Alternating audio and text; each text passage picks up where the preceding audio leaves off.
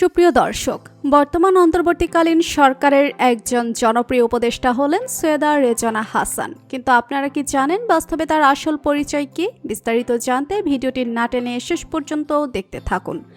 বর্তমান অন্তর্বর্তীকালীন সরকারের 16 জন উপদেষ্টার মধ্যে পরিবেশ, বন ও জলবায়ু পরিবর্তন মন্ত্রণালয়ের উপদেষ্টা হিসেবে দায়িত্ব পেয়েছেন সৈয়দা রেজওয়ানা হাসান।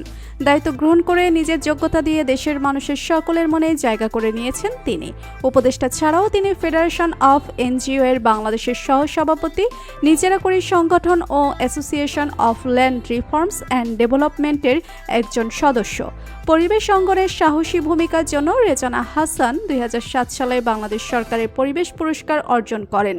এরপর 2012 সালে এশিয়া নোবেল পুরস্কার হিসেবে খ্যাত ফিলিপাইন ভিত্তিক রামন একসাথে পুরস্কার এবং 2022 সালে আন্তর্জাতিক সাহসী নারী পুরস্কার অর্জন করেন রেজওয়ানা হাসান। সৈয়দ রেজওয়ানা হাসানের পৈতৃক নিবাস হবিগঞ্জে, তবে তিনি 1968 সালের 15ই জানুয়ারি ঢাকার ধানমন্ডিতে জন্মগ্রহণ করেন। তিনি সৈয়দ মহিবুল হাসান এবং মাসুরা হাসান দম্পতির একমাত্র কন্যা সন্তান।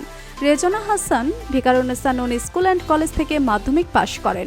এরপর হলিক্রস কলেজ থেকে উচ্চ মাধ্যমিক সম্পন্ন করেন।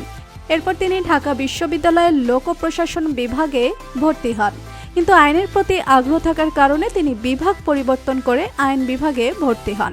সেখান থেকে তিনি অনার্স এবং মাস্টার্স সম্পন্ন করেন। তিনি 1993 সালে LLM সম্পন্ন করার পর বাংলাদেশের বাইরে বেশ কয়েকটি ফেলোশিপ কোর্স সম্পন্ন করেন। 2007 সালে তিনি যুক্তরাষ্ট্র থেকে আইডেনহাওয়ার ফেলোশিপ করেন। ব্যক্তিগত জীবনে রেজওয়ানা হাসান সহপাঠী আইনজীবী ও ব্যবসায়ী আবু বকর সিদ্দিকের সঙ্গে বিবাহ বন্ধনে আবদ্ধ হন। বর্তমানে রেজওয়ানা হাসান 3 সন্তানের জননী। স্বামী সন্তান নিয়ে বেশ সুখে সংসার করছেন তিনি। তো বন্ধুরা, বর্তমান অন্তর্বর্তীকালীন সরকারের উপদেষ্টা রেজওয়ানা হাসানকে আপনার কেমন লাগে জানিয়ে দিন কমেন্ট করে। আর ভিডিওটি ভালো লেগে থাকলে একটু লাইক দিয়ে চ্যানেলটি সাবস্ক্রাইব করুন। ধন্যবাদ।